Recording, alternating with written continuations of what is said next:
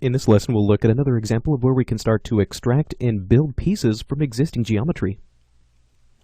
Okay, so the section that we're going to look at is right along this little scoop here, this little spike. So what I'd like to do is come in and basically just create a very simple connection piece that will sort of act as kind of a panel that connects it to the main body of our aircraft. So in our previous lessons, we've looked at how we can start to extract geometry. So we'll look at kind of a variation of that for this particular example. So what I'm going to do is select this piece of geometry, press the U key on my keyboard, and come in and basically just grab these faces right in here. If we want to see these a little bit more clearly, I could just switch that to a wireframe, and you can see just which faces I have selected, or which polygons I have selected here. So with these selected, let's go ahead and we'll go up to Create Polymesh, and let's extract polygons, except this time we'll use the Keep option. So with the Keep option, you can see that it not only makes a new piece of geometry, but it actually leaves the existing geometry in place. So it's really just kind of a duplicate of that set of polygons. So with this, let's go ahead and make our modifications. So I'll maybe jump to my top view here. And with this selected, or with this active, I'll go ahead and press the I key on my keyboard to grab these edges. And with these edges, I'll press Control D to just simply duplicate those. Okay, pretty much, again, the same thing as extruding. So now to move these apart, I'll switch to my Scale tool and do a couple of things. Number one, make sure that this is set to global, so that way I can move it along the global axes. And also, I'll make sure that this is set to a center of geometry, or COG.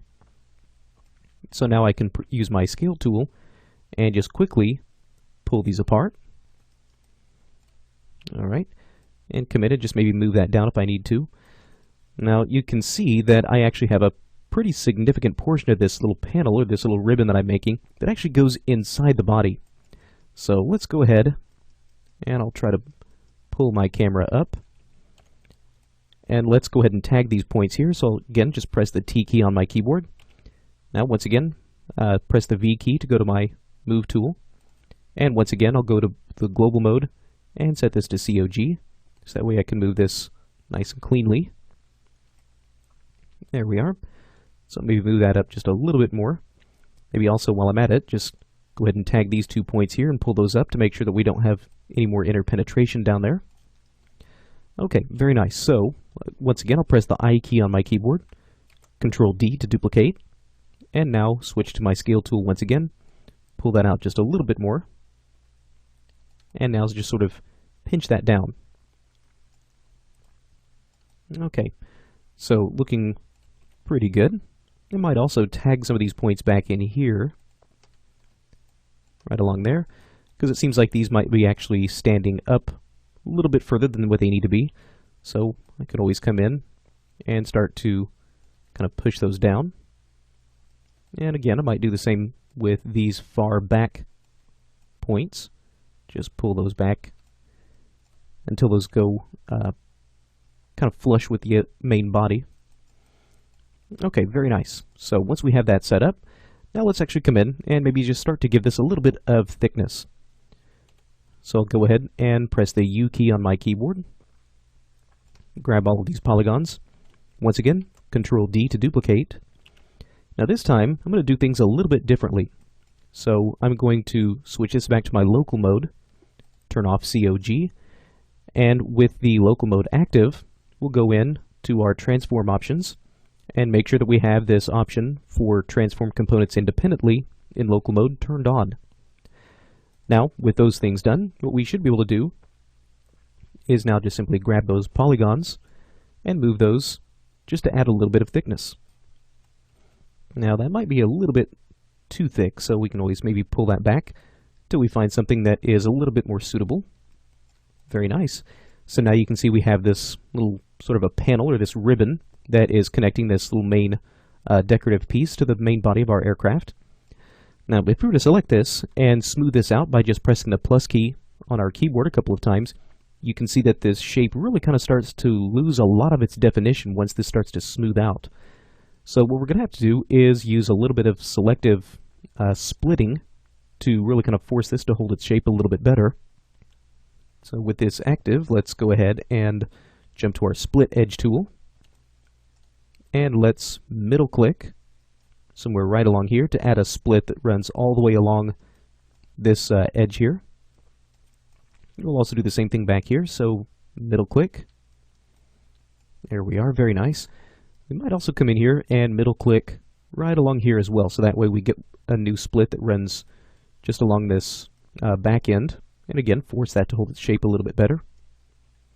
And once we're done, just tap the space bar and see what we have. Now again, looking at this, you can see where we have some of these areas that really start to lose a lot of this definition in their shape. So once again, just middle click in here to go back to my split edge tool. Now in this case, I might press the minus key on my keyboard a couple of times to unsmooth that. Middle click, so that way we add a new edge right in here. And again, press the plus key, and that should force that to kind of hold its shape a little bit better. If we need to, we could always come in and start to grab some of these edges. We can maybe do an edge loop selection, so just grab one of these and then Alt middle click to grab the entire loop. Once again, switch to my translate tool. Now in this case, we can start to run into some issues, and this is due to the fact that we have our move components independently in local mode turned on. So in this kind of a situation, now we can come in and disable that. And I might just go ahead and switch that back to global mode just to make this a little bit easier to work with. And now I can come in here, grab that, maybe move that a little bit closer. Again, Alt middle click to grab this next one.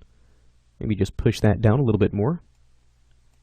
And again, just try to force this to hold its shape a little bit better.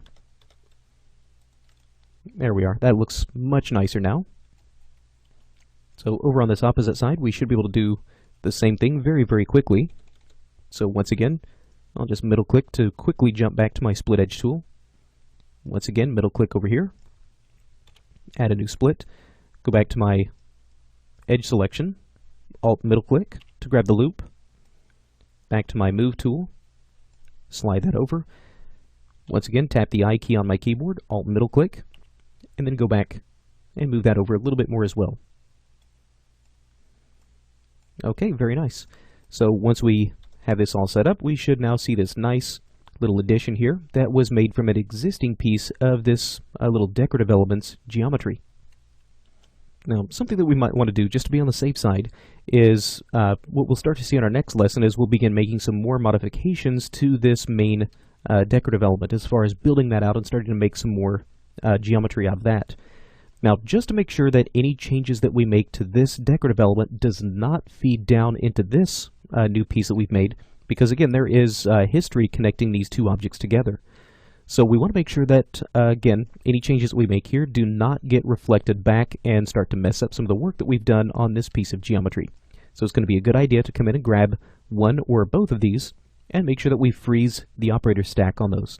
So that way we can make sure that, again, nothing that we do over here is going to affect this new piece of geometry that we've just built. So now that we have this set up, what we can start to do in our next lesson is start to build out some of these areas like the windshield and some of these other cockpit elements from this main decorative piece.